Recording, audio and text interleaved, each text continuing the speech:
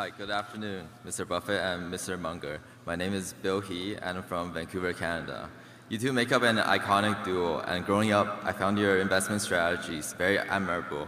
And so my question is, how do you deal with conflicts when they arise between the two of you? Are you applying personal conflicts in terms of doing something ourselves versus having Berkshire do it, or between the two of you? Charlie and I, literally, and people find this hard to believe, but in 60 years, we've never had an argument. We have disagreed about things, and we'll probably keep occasionally disagreeing about this or that. But if you define an argument as something where emotion starts entering into it, or anger, or anything of the sort, it just doesn't happen. I think that Charlie is smarter than I am, but I also think that there are certain things where I've spent more time on them than he has, and sometimes we both think we're right, and generally I get my way because Charlie is willing to do it that way, and he's never second-guessed me when things have been wrong, and I wouldn't dream of second-guessing him if he were doing something that was wrong. So it turned out to be wrong. We'll never have a conflict, basically. Charlie? Well, the issue isn't how we get along. The issue is how is it going to work when we're gone, and the answer is fine. It's going to work fine.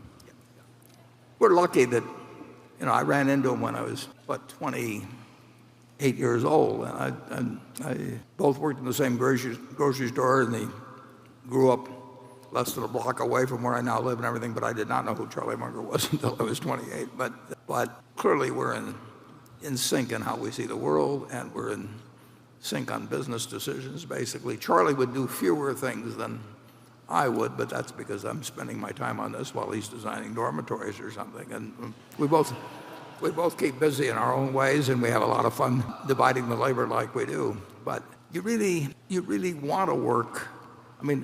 Having the right partners in life, particularly the right spouse, but particularly having the right partners in life is enormously important.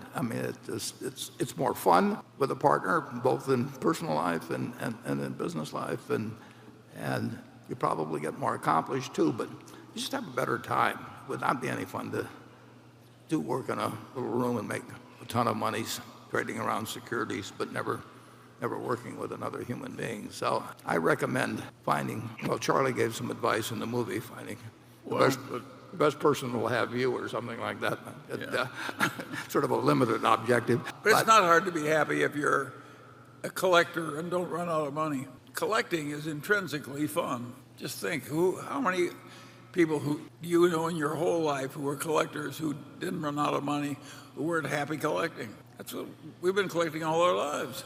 It's a very interesting thing. There's always a new rock to be turned over, and it's interesting. Yeah, and certainly we've collected friends that make our lives better and that we have a good time with. And it's very important, who you select as your heroes or your friends. And I've been lucky in this. It was only because of a doctor named Eddie Davis and his wife that Charlie and I even met.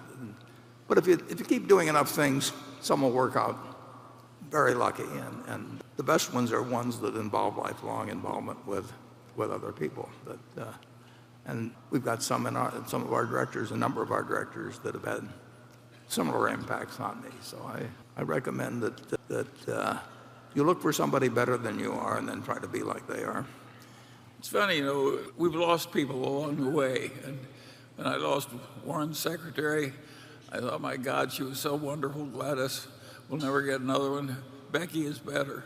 And then we had Vern McKenzie, who was a wonderful chief financial officer. He's gone, and the current incumbent is better. We've been very lucky, and maybe the shareholders will be lucky a few more times. Okay.